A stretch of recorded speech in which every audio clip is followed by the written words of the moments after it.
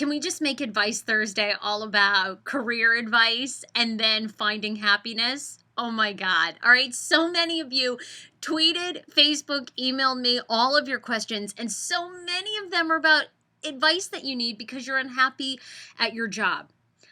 I get it. I've been there. I know how difficult it is to follow your dream and follow your heart. So we may have to just do career and happiness advice all the time because I want you to follow it. It's amazing when you are truly figuring out your passion and living it. Let me tell you, I'm doing a lot of work on myself and figuring out exactly what my focus is in the show and who I am.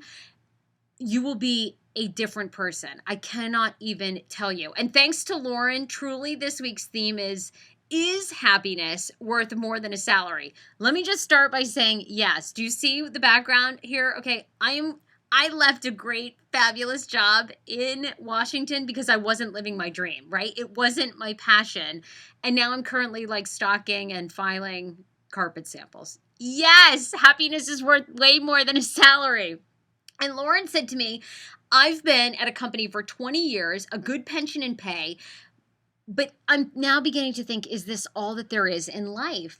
I want to figure out what to do for the next 20 years. How do I start? All right, Lauren, here is what I say.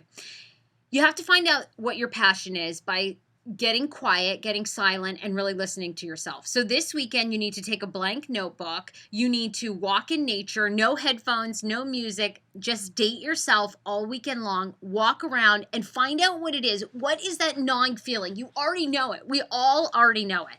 Like, what's inside you that is saying, I really always wanted to do this? Is it that you want to teach? Is it that you want to cook? Is it that you want to move to Peru and make sweaters?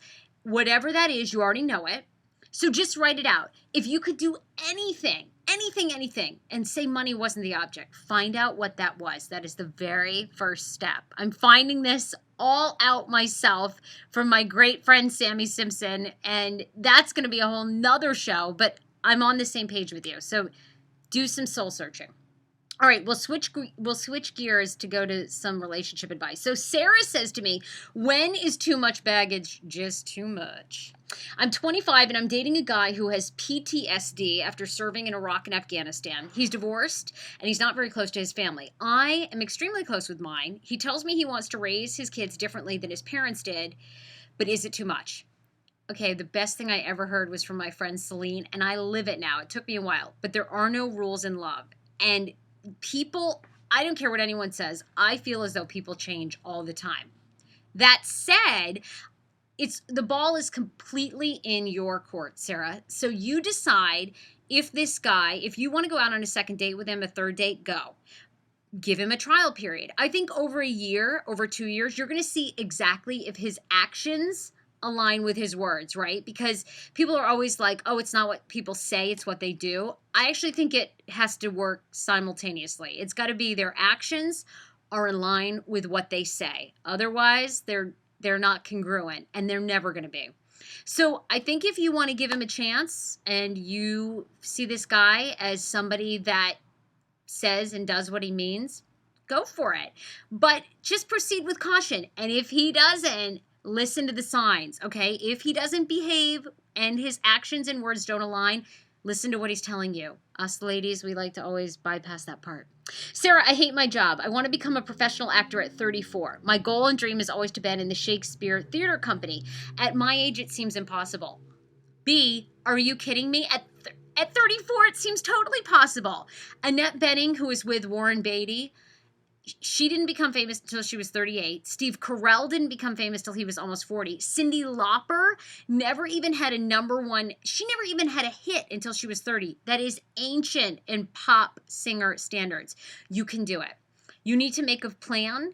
You need to make a vision board and how you are going to get on the stage at Shakespeare Theater Company. Set a time limit, figure out how you do it, and keep auditioning. Diana Nyad, the woman who swam 110 miles from Cuba to Florida, let her be your inspiration. Every time you think about quitting, go watch an interview with Diana Nyad. The woman is 64, took her 5 times, honey. Nobody stays with anything 5 times. You can do it.